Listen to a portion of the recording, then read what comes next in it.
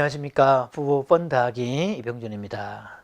자, 아마 얼마 전에 그 개그 콘서트 중에 안 생겨요라는 코너 보신 분들이 있을 겁니다.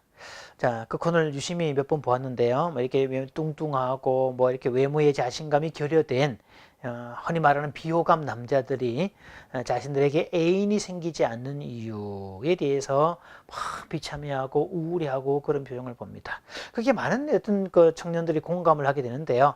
이 연애를 할 수 없는 애인이 안 생기는 그 비참함에 대한 그런 공감대를 자극했기 때문일 겁니다.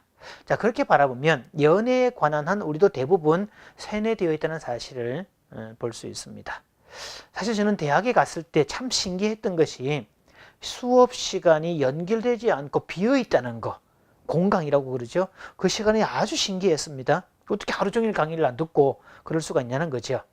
처음 그 시간대 할 일이 없으니까 뭐 도서관을 가는다는 것도 몰랐고 그저 이제 햇살 좋은 안대밭에 가만히 앉아서 캠퍼스 풍경을 바라보는 건데 가장 좋아 보였던 게 남녀 커플이 지나가는 장면이었습니다.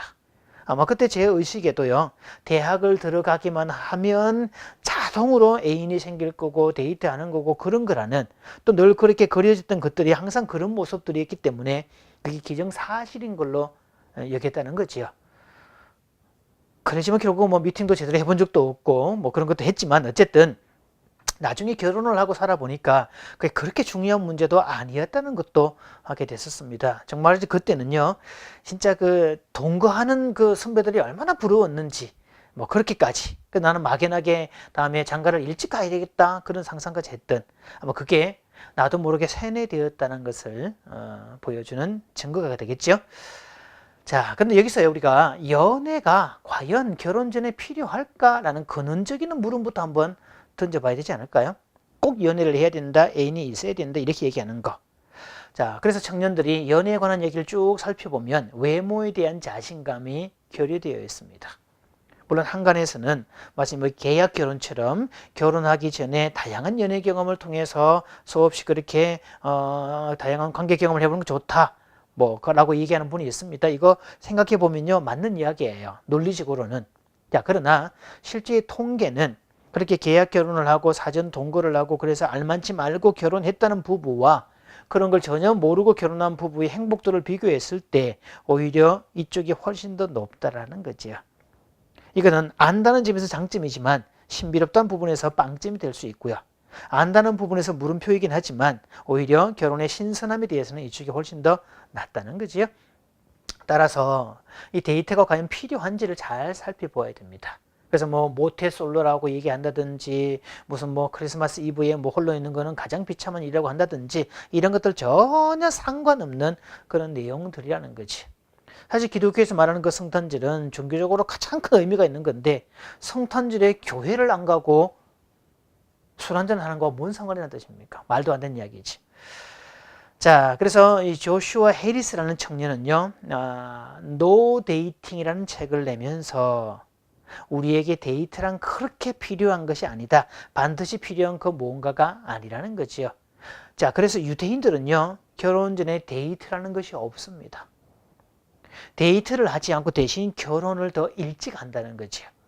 그래서 어릴 때부터 성인식을 13살에 하게 되는 건데 그때부터 성인이 될 준비를 갖추게 만들어주고 그래서 정말 20살 이상이 넘어가면 결혼을 해도 좋을 만큼의 모든 기반을 갖추게 만들어준다는 거죠.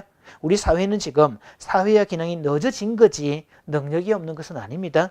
따라서 데이트가 과연 필요한지를 잘 살펴보는 것, 또 관계 부분에서 연애가 없더라도 능력을 갖추게 되면 결혼관계는 자동으로 달라지게 되어 있습니다. 끼리끼리 모인다 말도 그 말이고 내가 어떤 매력을 갖게 되면 그 매력에 맞는 사람은 따로 만들어진다는 거지요.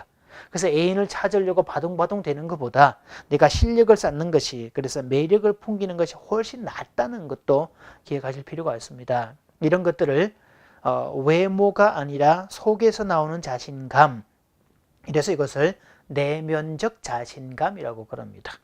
사람이 내면적 자신감에 가득 찬 사람은 바깥에 옷에 이런 데 목숨 걸지 않는다는 거죠. 외모에 신경 쓰지 않는다는 겁니다. 그렇게 한다 할지라도 이 사람에게는 뭔가 풍겨 나오는 아우라가 있다는 거죠.